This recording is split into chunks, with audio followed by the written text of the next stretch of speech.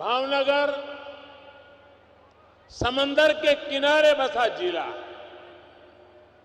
गुजरात के पास देश की सबसे लंबी कोस्टलाइन है,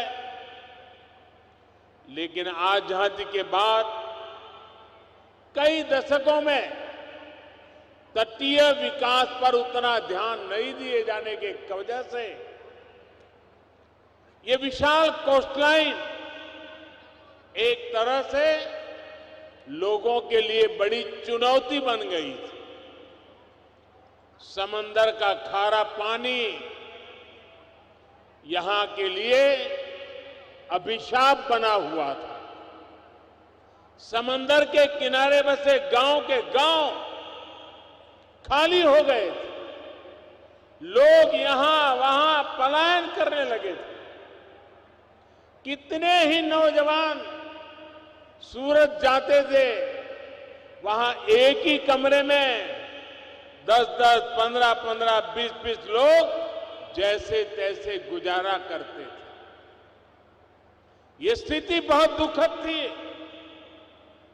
साथियों, बीते 2 दशकों में गुजरात की कोस्टलाइन को भारत की समृद्धि का द्वार बनाने के लिए हमने ईमानदारी से प्रयास किया। रोजगार के अनेक नए अवसर खड़े किए।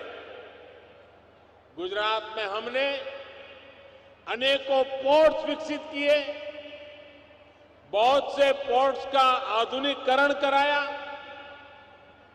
गुजरात में आज 3 बड़े एलएनजी टर्मिनल है, पेट्रोकेमिकल हब्स है, और देश में गुजरात पहला राज्य था जहां पहला एलएनजी टर्मिनल बना था।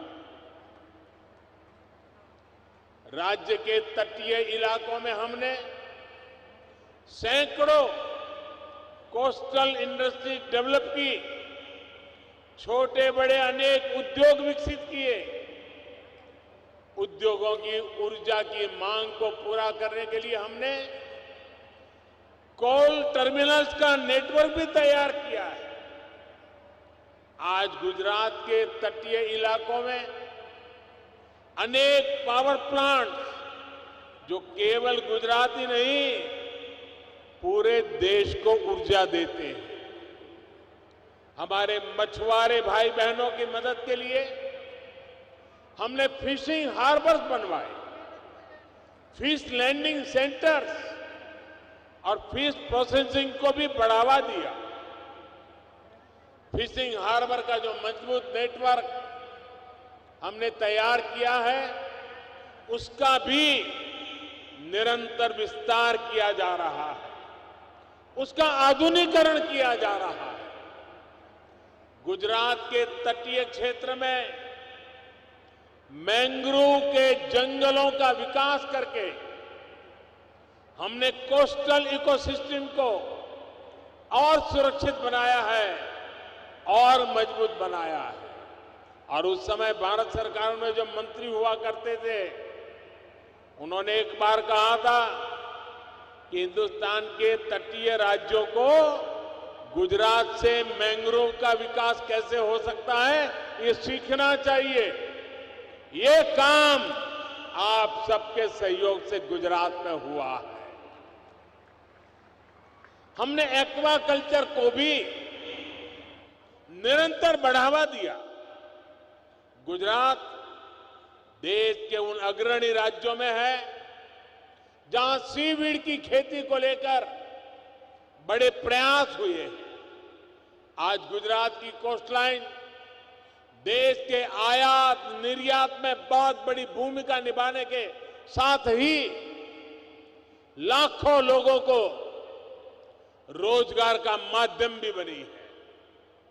आज गुजरात की कोस्टलाइन रिन्यूएबल एनर्जी और हाइड्रोजन इकोसिस्टम उसका पर्याय बनकर के उभर रही है। हमने सौराष्ट्र को भी ऊर्जा का एक महत्वपूर्ण केंद्र बनाने का प्रयास किया है। गुजरात और देश की ऊर्जा उसकी जो जरूरतें हैं, उसके लिए जो कुछ भी चाहिए, आज ये क्षेत्र उसका बड़ा हब बन रहा है। अब तो सौर ऊर्जा के भी अनेक प्रोजेक्ट्स इस क्षेत्र में लग रहे हैं। पालीताना में आज जिस सोलर पावर प्रोजेक्ट का उद्घाटन हुआ है, उससे क्षेत्र के अनेक परिवारों को सस्ती और पर्याप्त बिजली मिल पाएगी।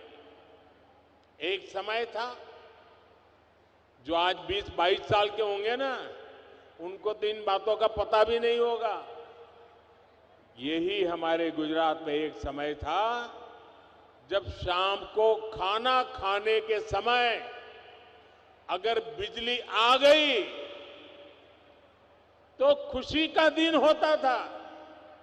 और मुझे याद है, मैं मुख्यमंत्री बना, पहले दिन से लोग कहते थे कि कम से कम शाम को खाना खाते समय बिजली मिले, ऐसा तो करो। वो सारे दुख वाले दिन चले गए दोस्तों। आज यहां पर्याप्त बिजली के कारण बिजनेस के नए अवसर यहां बन रहे हैं, उद्योग धंधे फल फूल रहे हैं।